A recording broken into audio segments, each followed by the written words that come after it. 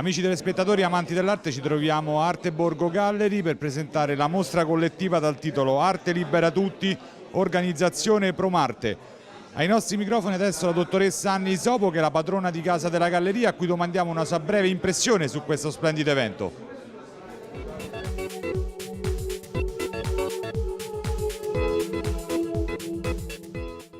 Sono molto contenta di ospitare oggi la mostra Arte Libera Tutti. Ringrazio molto la Promarte che ha scelto nuovamente la nostra galleria per questa esposizione. Ci sono delle opere di altissimo livello. La mostra sarà visitabile fino al 2 luglio, per cui aspettiamo tutti i visitatori che non sono riusciti ad essere qui oggi a questa splendida inaugurazione.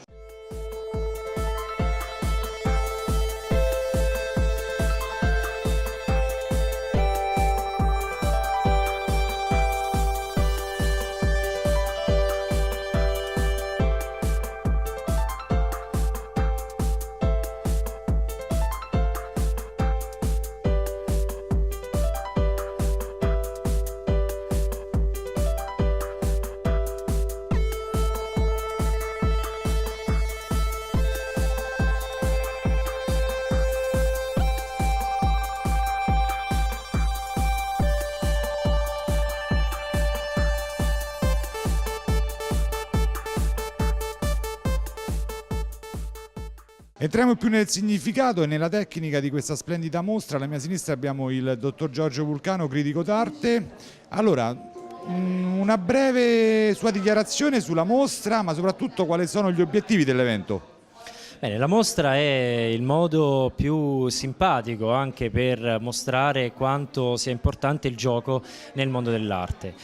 Lo scopo è quello sicuramente di mostrarlo a un grande pubblico, un pubblico vasto e variegato, e di rapportarlo anche a ciò che esiste nella storia del mondo dell'arte. Il gioco, per esempio, nel mondo dell'arte si manifestava, non so, in Lorenzo Lotto, ad esempio, nella individuazione di elementi iconografici ironici anche all'interno dei dipinti stessi, oppure non so, nella galleria prospettica del Borromini ci sono anche questi giochi illusori, no? Di proporzioni che creano misure diverse rispetto a quello che l'occhio vede, quindi un discorso illusorio. Il mondo dell'arte è pieno di appunto prospettive nuove e di senso di gioco e di enigma. Arte Libera Tutti è appunto la manifestazione in diverse declinazioni artistiche che vanno dalla scultura alla pittura, alla fotografia, all'installazione, alle arti performative,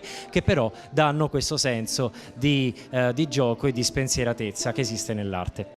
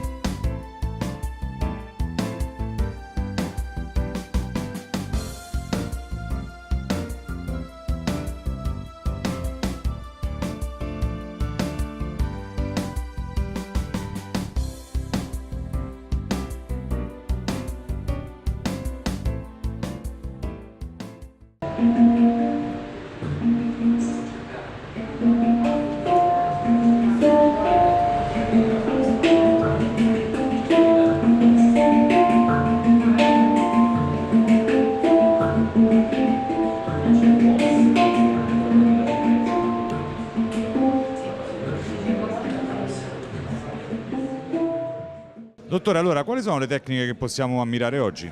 Le tecniche sono più disparate, si va dalla scultura che oggi è in prevalenza, quindi ceramica o fusione a cera persa, ma anche sculture che racchiudono in sé elementi molto vicini a sé, legno e carta per esempio, c'è stato chi ha giocato anche su questo, oppure anche dipinti acrilici, olio, su tela, su legno, su tavola, non manca anche la fotografia, quindi diciamo che a 360 360 gradi. Arte Libera Tutti ha espresso diciamo, le estetiche, i contenuti davvero più belli e più intimi dell'animo umano attraverso pennellate o strutture compositive davvero straordinarie.